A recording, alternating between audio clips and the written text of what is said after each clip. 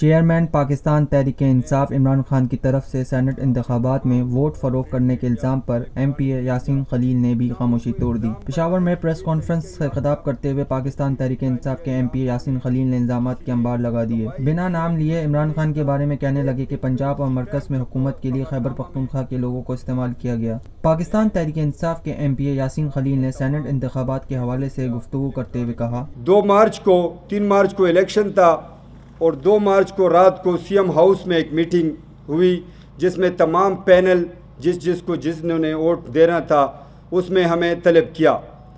تو میں نے کہا کہ میں نے جو پینل دیکھا تو میں سمجھ رہا تھا، کیونکہ اخباروں میں بھی آ رہا تھا کہ یہاں پر کچھ لوگ پارٹی کو ووٹ نہیں دے رہے، لہٰذا میں نے سی ایم صاحب اور ان کے تمام جو اور سینئر ممبر تھے ان کو کہا کہ مجھے کلیئر کر دیں کہ آپ کو پتہ لگے کہ میں نے آپ کو ووٹ دیا ہے، ادروائز میں ووٹ نہیں ڈالوں گا۔ میں صبح بھی انہوں نے فون کیا کہ یاسین خان ایک ووٹ ہمارے لیے بہت قیمتی ہے، آپ آئے۔ میں نے کہا میں ایک عزت دار بندہ ہوں اور کل میں قسمیں نہیں کھا سکتا، لہٰذا میں ووٹ نہیں ڈال رہا، تو اس وجہ سے آپ کو پتہ چل جائے گا کہ میں نے ووٹ نہیں ڈالا تو کسی اور کو بھی نہیں ڈالا۔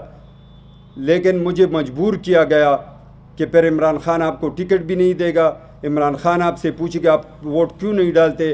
بہت مجھے مجبور کرنے کے بعد میں ووٹ ڈالنے گیا۔ میں نے اپنے ساتھ موبائل لیا، میں نے کہا میں ووٹ کا فوٹو نکالوں گا کیونکہ اور کوئی ذریعہ نہیں تھا۔ لیکن وہاں مجھ سے پہلے اسپیکر صاحب اس نے واسکٹ پہنا تھا، اس کو نکالا گیا، جس نے کوٹ پہنا تھا اس کی تلاشی لی جا رہی تھی۔ تو موبائل وہ الیکشن کمشنر صاحب جو بیٹھے تھے اس نے مجھے کہا کہ یاسین خان موبائل آپ کے جیب میں ہے، لہٰذا موبائل آپ یہاں رکھتے۔ میرے ساتھ دوسرا موبائل بھی تھا، اس کو بھی انہوں نے مجھ سے لے لیا۔ تو میں نے ووٹ ڈالا اور میں ڈال کر پارٹی کے تمام ساتھیوں کو میں نے کہا کہ میں نے ووٹ ڈال دیا ہے۔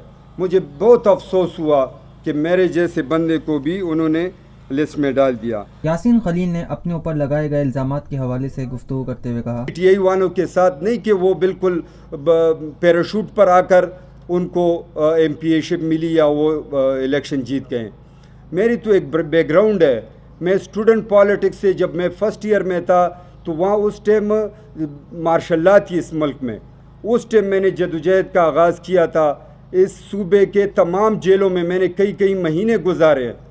اس ٹائم جو مارشل لا کے ڈکٹیٹر تھے انہوں نے مجھے لالچیں دی کہ ہم آپ کو یہ نوکری دیں گے، ہم آپ کو یہ پیسے دیں گے، لیکن ہم نے جون جولائی کے گرمیوں میں ڈی اے خان جیسے جیل میں برداشت کیے، لیکن ہم ان کی لالچوں میں نہیں آئے۔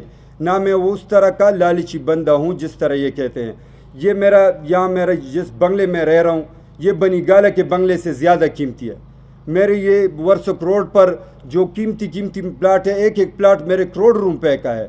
میں تو ان کو پیسے دیتا رہا ہوں، دھرنے میں نے ان کو پیسے دیے، جب بھی جلسہ رہا میں نے ان کو پیسے دیے، جب بھی پارٹی میں کوئی سخت وقت آیا تو میں نے ان کو پیسے دیے، چند دیا، پارٹی کے اخراجات برداشت کیے۔ تو میں چند کروڑ روپے پر اپنا ضمیر کس طرح بیچوں گا؟ میں اپنے لوگوں کو کس طرح بیچوں گا؟ اور ان کے پاس کیا ثبوت ہے کہ انہوں نے میرا نام لیا؟ نہ تو مجھے صفائی کا موقع دیا، نہ انہوں نے کوئی پروف بتائی۔ مجھے اب بھی یقین ہے کہ ان کے پاس کوئی ثبوت نہیں ہے، لیکن صرف اپنا گراف اٹھانے کے لیے انہوں نے اس طرح کیا۔